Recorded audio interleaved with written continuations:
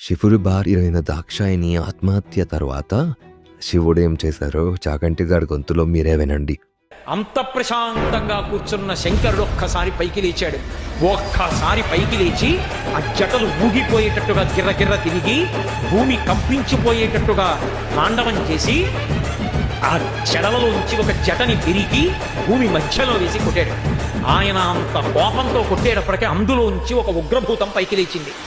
అభ్రంలిహాదభ్ర విభ్రమ ప్రభ్రమ కృణీల దీర్ఘ శరీరమర ప్రజ్వల జ్వలన దీప్త జ్వాలిక జ్వాల జజ్వల్యమాన కేశములు మెరయ జండ దిగ్వేదండ శుంఠావ దుర్దండ సహస్రద్వితిహేతి సంగమప్ప వీక్షణత్రయలోక వీక్షణద్వితిలోక వీక్షణతతి దుర్నిరీక్షమగుచు గ్రగచ కఠిన కరాల దంస్ట్రలు వెలుండ ఘన కపాలస్తు మలికలు తనరా అఖిలలోక భయంకరుండగుచు వీరభద్రుడు దయించమారట రుద్రుడుగుచు.